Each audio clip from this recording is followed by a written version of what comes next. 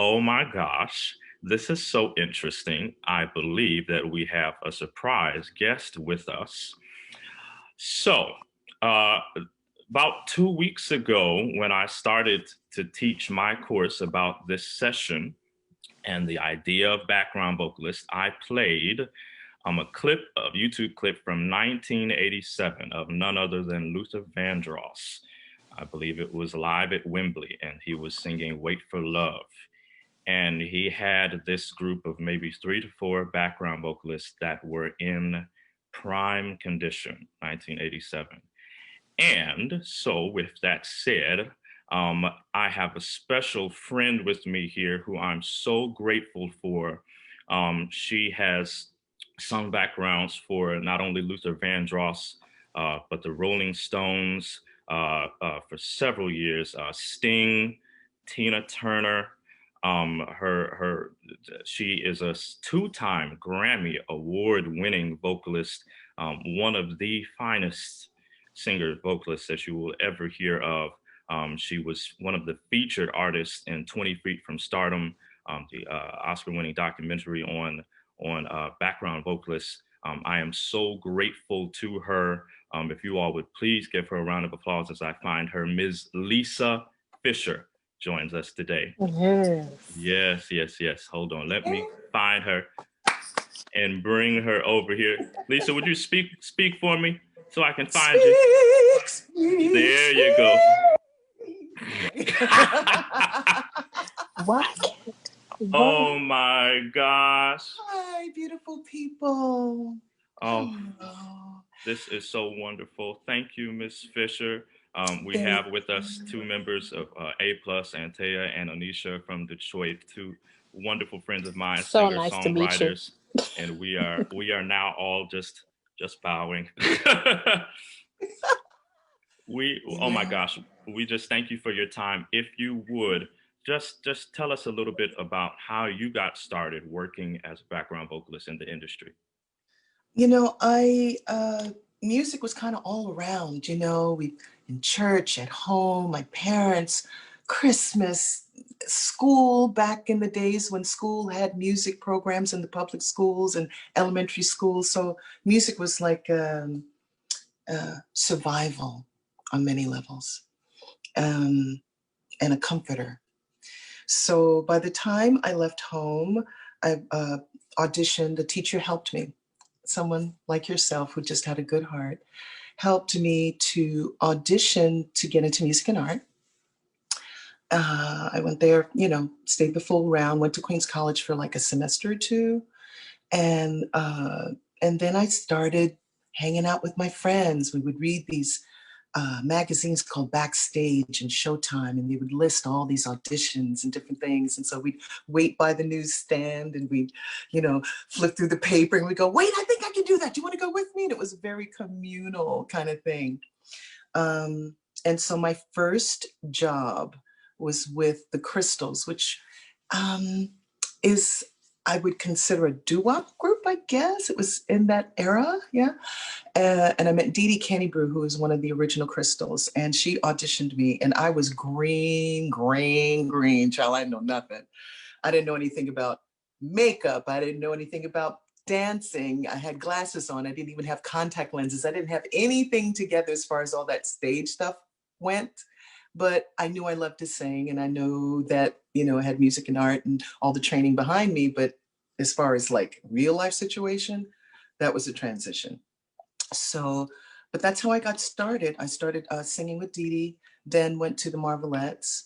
And through the Marvelettes, the choreographer was a friend of Luther's and asked me to audition for Luther.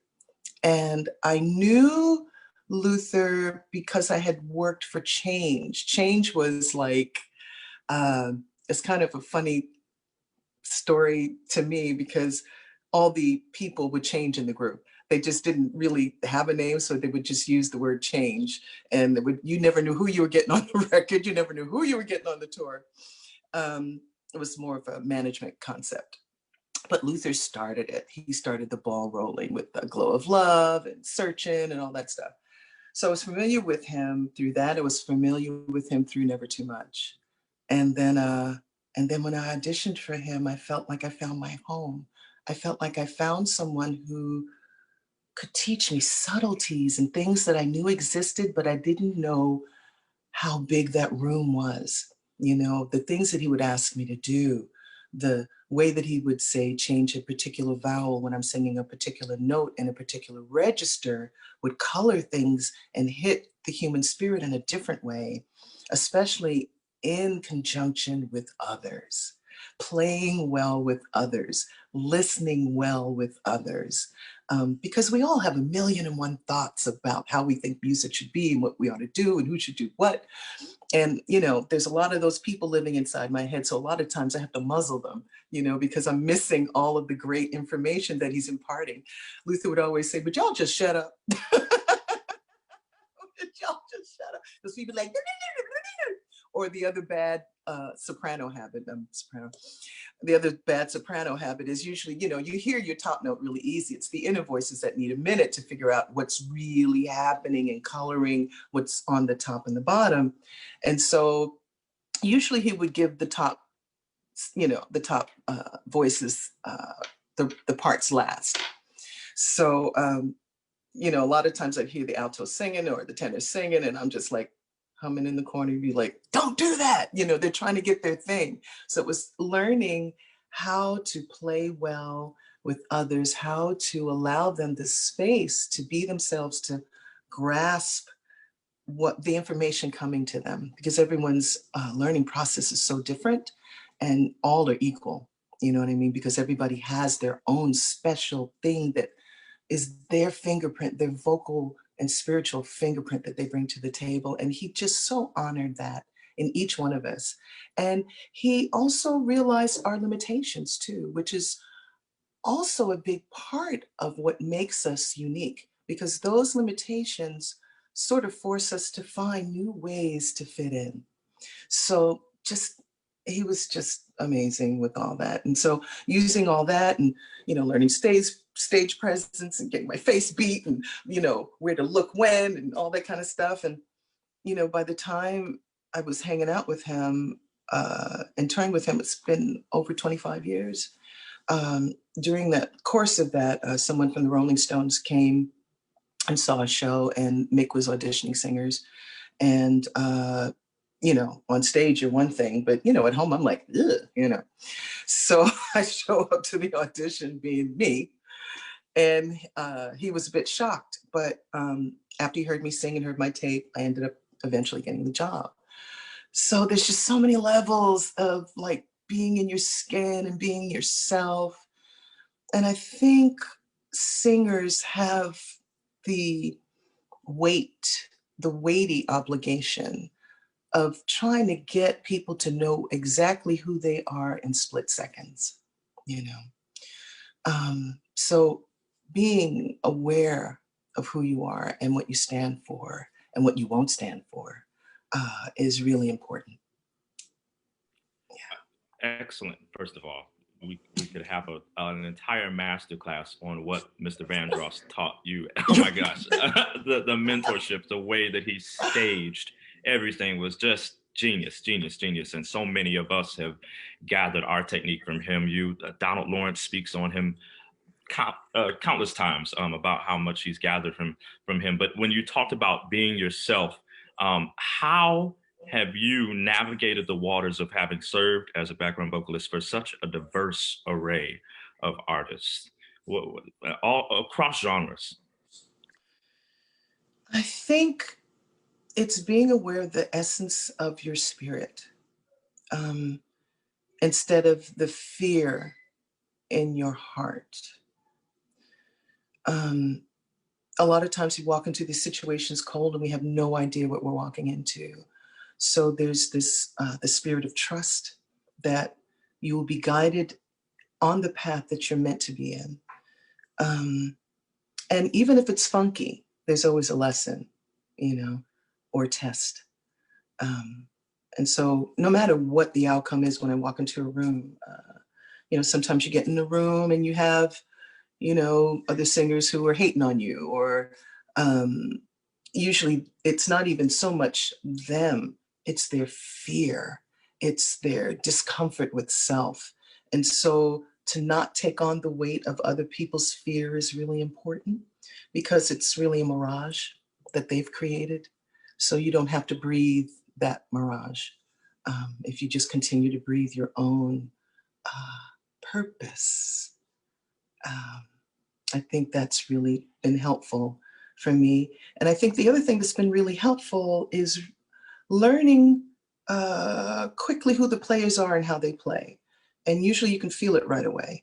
You can tell who's in charge. You can tell who's second in charge. You can tell who's got conflict. You can tell who's the peacemaker. You can tell who's the joker. You can tell all these different personas. But so long as you're grounded in who you are and honest with your reaction in a kind way, always kind, I just feel that, I almost feel like, how like when a parent is like lecturing their kid with love, with kindness, everything with love and kindness, because otherwise, why do we even step in the room to do what we do? We are healers. We are people who try to get others who may not be aware of the invisible energy around them, trying to get them to connect to their original selves. And so long as we stay connected to what that is, I think that's a really healthy thing. One last question, my God. What are your thoughts on inclusivity of genre exploration in the schools and music education? When you say that, you mean like how people kind of put things in boxes? Absolutely. Yeah. Or just even the nature of someone having taken the time to teach you in a classroom setting. This is like what we're doing today. This is how you work to become a successful background vocalist. That type of inclusivity, but also that. Yeah, I feel like there's so much for all of us to learn. I feel that there is no door that can't be opened that we can't walk through as people, as human beings. I feel that every life, every person who has a gift, especially in what we do, that we're one family. I don't know if you ever feel that, like when we walk around and we meet new people, it might be in a church, it might be at a gig, it's concert, it's at a club, wherever it is, there's this feeling of home. There's this inclusivity, You got it, baby. No, I need to learn. Inclusivity, we love it. Inclusion, Inclusivity. Inclusivity, yeah. Inclusivity. And that makes me feel like I can be myself. I can be myself. Folks get it. Y'all know what we all go through. Even like, this is off topic a little bit, but I dealing with COVID as a singer, as a union singer, is a scary and crazy situation, because they have you. SAG-AFTRA will have you, and the company that's hiring you will send you to a lab. You get tested. Hopefully the lab is good. And you're sitting there wondering and praying that the test results end up fine, or you don't work. You know what I mean? Just the stress of all these things, of trying to be safe in the workplace. It's hard to quiet those fears and still be connected enough to do well on the music. But it's a new skill that we all have to learn while we get through this. Oh, that is imperative. I tell people all the time, as I'm going to start the questionnaire off. This is our question and answer session. But I tell people, and my grandmother says this, that we are now at the ground level of something new and revolutionary. And so this period is not a time of which to be, fear nerves come into play all the time. And if you use them correctly, they're a good thing. But we should be excited about the opportunity to make a new collaborative experience. That's what background vocals are all about: collaborating in the right way, knowing your place, celebrating that place. celebrating that place. And so I just thank you. We've got lots of questions coming here. I want to start with a question for all three of you. We're going to take about 10 to 15 minutes to do this. Your thoughts on or your experience as a Black woman in the industry, holding your own. Who wants to start? Well, I mean, I think all three of us live in the same place as far as being creatives, but we all have done different things. For me, yes, it's been in a studio setting as a songwriter, but it's also been as an educator, as a professor at a college in Detroit, where, you know, most of the staff was not Black. And I was the head of the voice and the songwriting department, you know, functioning in that role, being this age, being a woman, being Black, with a lot of the students not being Black was not easy, because I feel that in a lot of spaces, I'm always fighting the stigma of, you know, when I'm assertive or when I stand my ground, I'm the angry Black woman. But if I were a white woman, you know, oh, we're so sorry. Oh, you're right. And that's on all fronts. That's whether it's in a classroom setting, whether it's in the studio, you know, and that's just the one side of it, you know. And sometimes in the top 40 music industry, if you're not the angry Black woman, you are the sex object. So either, you know, you're mad and that's why you, or, you know, oh, you're not going to do so-and-so, oh, we don't want to, you know. But through all of that, I can speak for myself, and Anisha's traveled this road with me as well. We have stood our ground, you know. We're here for the music, we're here for the creative process, we're here for the high vibration, and any situation or scenario that did not lend to that, whether it looked to be a missed opportunity or not, we were gone. That was it. We wouldn't take part. And I think I'm hopeful that we've set that example for other Black women who have watched from afar, who've been close to us, to see, you know, you don't have to bow to that. You don't have to accept a room of non-Black people not allowing you in because they think you're an angry Black woman. Yet if you were white, you know, there's a way to maneuver that and keep your integrity. You don't have to accept being a sex object in order to get your music heard or to get hired. You could still find success and not compromise your integrity. And I think one of the beautiful things too, while you're traveling that road, you know, specifically as a Black woman, is you got to know your stuff. I know for me, because I demo a lot and I do a lot of audio engineering and all of that stuff. When I show up to these sessions, and I need, because most of the time it's all men, and it's usually a white guy being the engineer. So, you know, immediately I already have like a disposition of strength. So I'm already giving you vibes that I'm probably going to know what I'm talking about, but it's already assumed in the room that I have an attitude, or I'm not the songwriter, or whatever. So one of my things that I stand firm on is making sure you know your stuff, especially in areas that people would assume a woman wouldn't know, just in general, not Black, white, a woman wouldn't know. So when I go into these sessions and, you know, I'm ready to jump in the booth and do melodies and stuff, I go up to the engineer and I tell him, pull up Auto-Tune Evo, and I need you to set it into the key of C, make it chromatic. And in the center, go ahead and set it to minor, because I need to be able to catch all of my notes in whatever run that I'm going to do, because it's not going to be a basic run. It's going to be something intricate.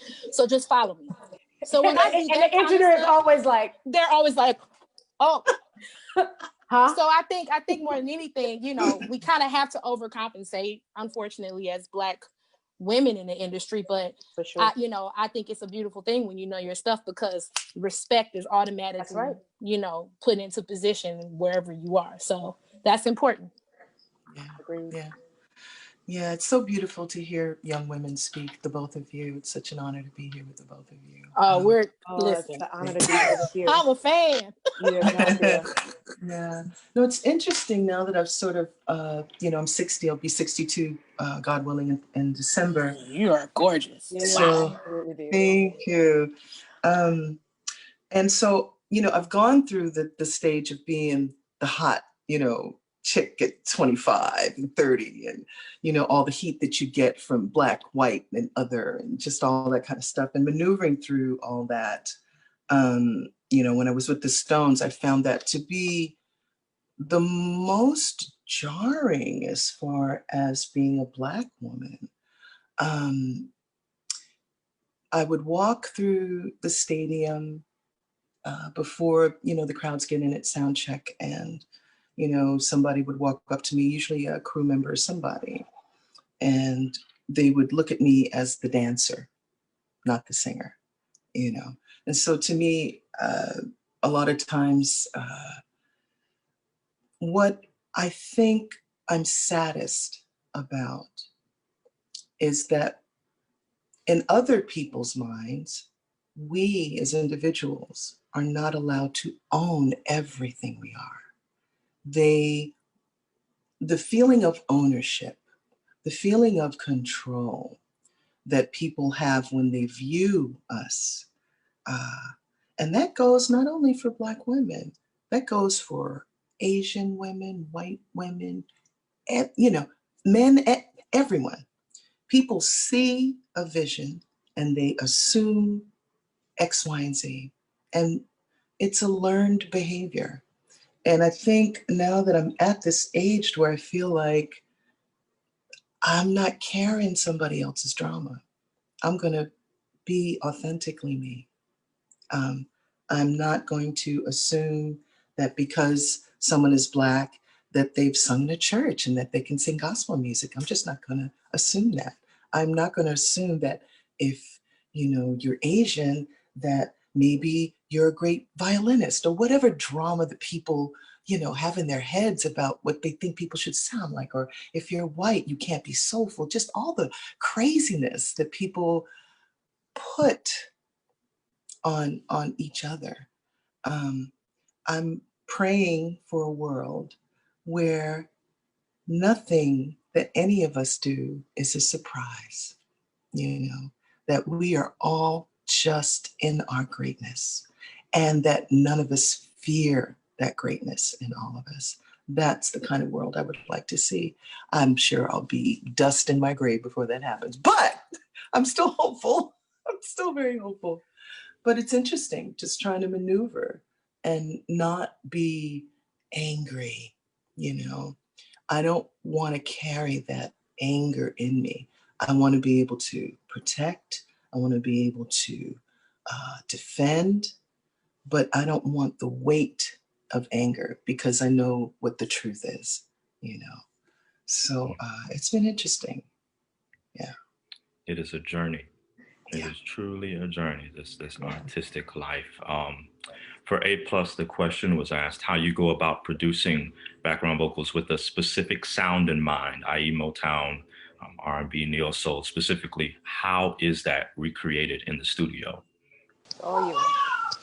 I mean, just like I mentioned earlier, I think it's super important to be able to know what artist you're working with and be able to adapt to whatever sound. And I think that, having the talent to do that is very important. When it comes to background vocals, we don't really get a lot of credit because we do a lot of carrying. We do a lot of overcompensating for vocalists who may not be able to do all of the ear candy and acrobatics with their voice.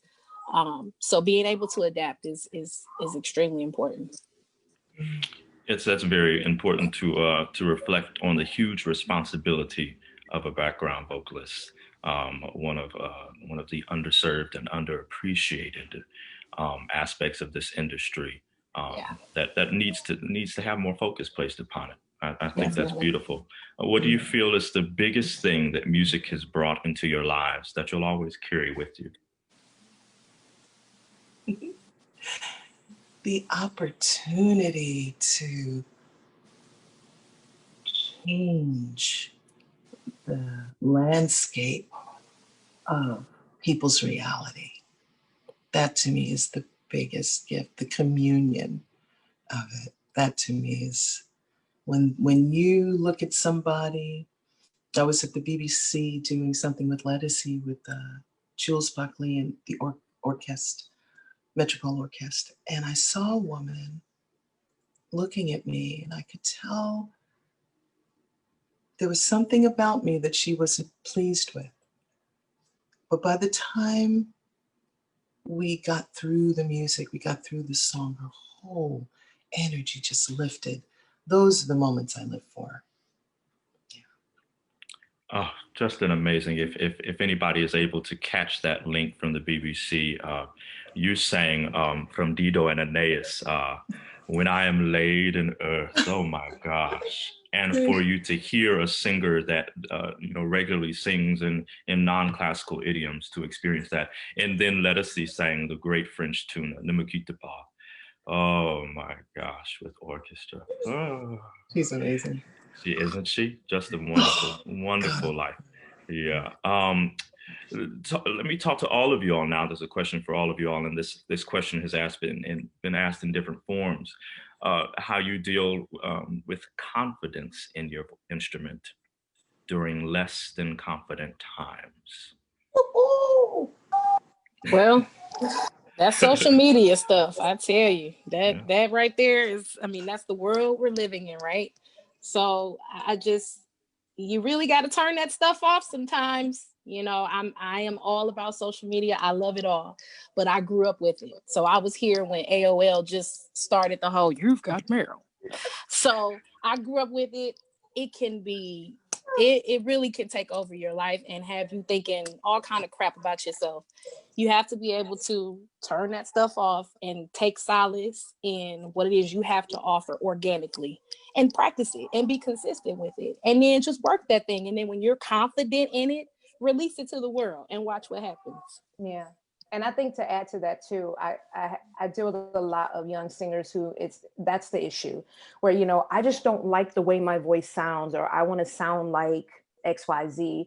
And the biggest advice I give them is, you have to first acknowledge the fact that what you have is a gift that was given to you, and it is different than everybody else's. So before you can actually stand on a platform behind a microphone, you have to appreciate what your voice sounds like, the texture, the tone, the color, what it can do, what it feels like to you, before you can ever give that to anybody else. So if you don't enjoy sitting by yourself and singing, if you don't enjoy the feeling of your voice vibrating in your own body, you won't be able to give that to somebody else. So before you even get to the space of, I need to have more confidence, it's about sitting inside of yourself and enjoying the gift that you have and what's special about it. And once you appreciate what your voice does and what it sounds like, then the whole thing about I need more confidence, it just kind of goes away,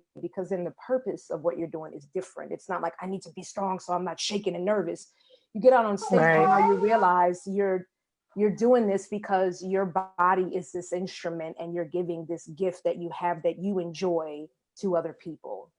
You know what I'm saying? Yeah, to add to that, I love what you both said. It's so true. To add to that, I know sometimes, like for example, if I'm not well, if I'm sick, if I'm hoarse from overworking or whatever it is, travel, you'll have those moments when your voice doesn't feel like it's your own. On nights like that, I would watch Luther on nights like that, and I would get excited, and he would get so upset with me about that. But what I got excited about was how he was going to maneuver through it. How, with the voice that he had that day, was he going to maneuver through all these songs that everyone knows in a way that was satisfying for the audience to feel like they got their money's worth, and that he's not causing further harm. It was a masterclass, because, let's say, for example, your range is 5 notes and you're sick and now you only have 2. The person that lived in those 5 notes would still fit themselves in these 2 notes so fully that you didn't even notice it. You just figured it was a choice, that he chose to sing that way. The way that he breathed in it, the way that he pleaded with his own voice while he was singing it. and hoping and praying. Before you get out there and you sing and you realize what you don't have, you figure out your ceiling in your basement. You figure out, okay, so when I'm singing lightly, I can do this. Okay, but I can't do that in chest. Okay, so you figure out your where your voice is going to do what where. Once you figure that out and you know the landscape, then it's just painting. It's just painting and living and connecting with the purpose of the lyric, with the melody, within the body and the voice that you have that day. Beautiful, beautiful. Yeah, let us see. We'll often go out on stage if she's not feeling it. She said, I've only got about 2-3 notes with you, but I'm going to give you what I got. And by the end of the night, she's found about 20 notes, 5 of which we've never heard.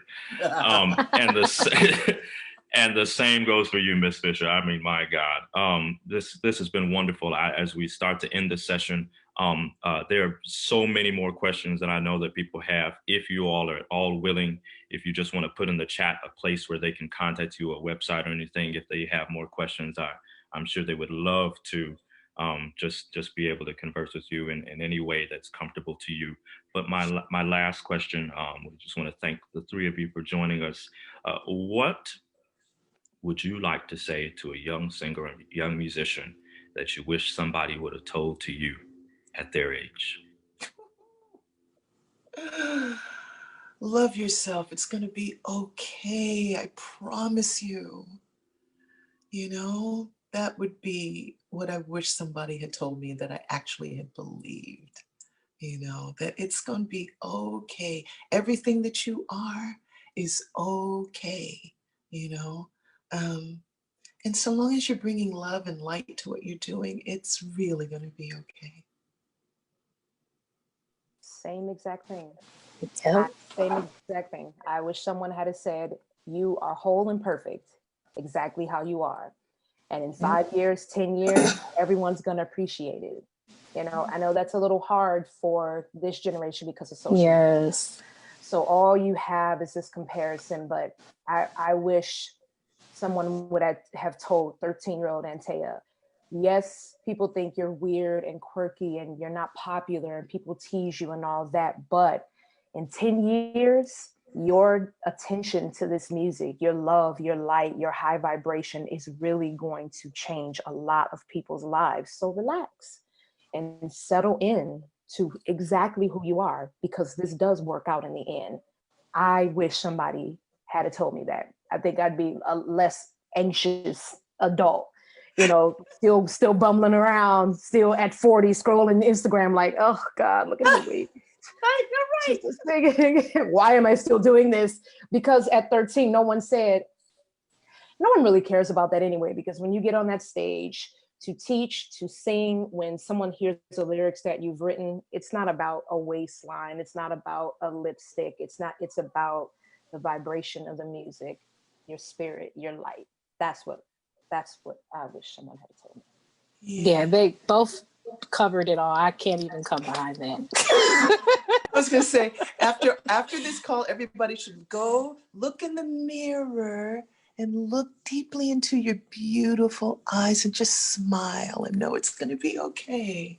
Really. Real. Mm-hmm.